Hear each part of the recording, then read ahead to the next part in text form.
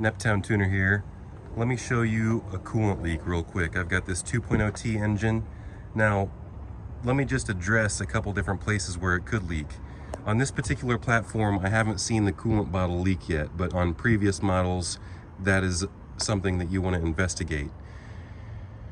If you replace an engine or if you drain the coolant, it's very possible that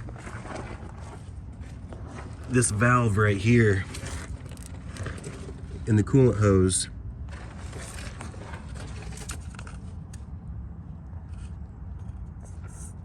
right there, it's very possible that the O-rings didn't seal back tight, and it could be a very small leak from that valve right there. But in this particular case, and I've already addressed this before in my previous videos, this coolant leak is coming from the back of the engine. I come all the way back here to the heater core lines, and I'm going to look straight down here on the rear coolant outlet housing. It's directly below the high pressure fuel pump. And if you'll notice, there's a little bit of wetness right here. Try to get the flashlight on it so you can get a really good view.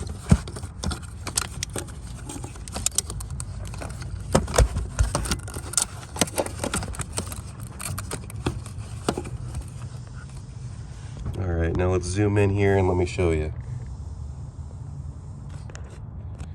So this is the rear coolant outlet housing. If you'll see, this right here, this hose right here is a quick connect hose. I can move it around, and it's still, even though I can move it around, that's the quick connect coupler. But what I want to show you is, it's hard to see where my finger is. This is the back of the block right here. You see this aluminum?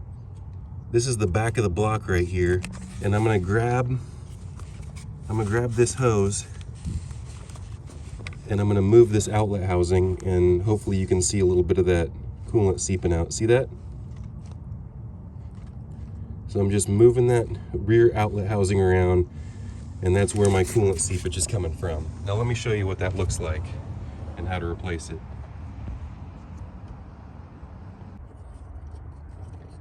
So this is what we got right here. This is the new part. This is the rear coolant outlet housing, and you see it's made out of plastic. It's got an O-ring on the back there that's supposed to seal, and it's got this nipple on the top, and all of this can get brittle, and that O-ring can leak. Right here you need to slide that old solenoid valve off and slide the new solenoid valve on. That vacuum hose goes to that diaphragm on that heater core line. But let's just start by sliding that off. You see, this is exactly what I'm talking about with the solenoid valve.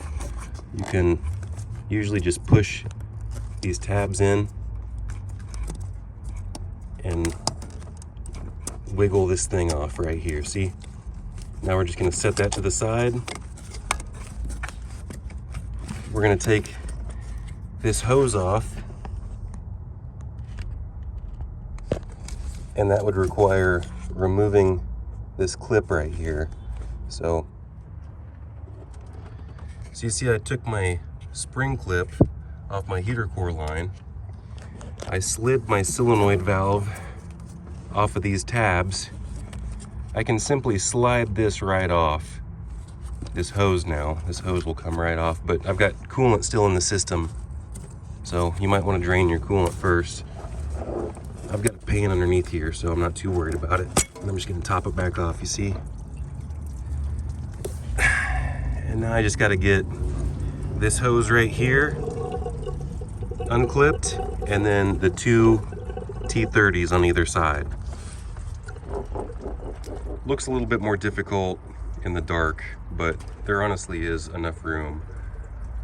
I think you got the idea. You can take it from here. And here it is, folks. I've got both coolant outlet housings. There's the brand new one, and there's the old one. And you see the old one came off without that sealing ring. The plastic deteriorated completely, and I had to pick the broken plastic out of the back of the cylinder head. So this part right here was extremely brittle plastic, and it fell apart inside the engine, causing a coolant leak.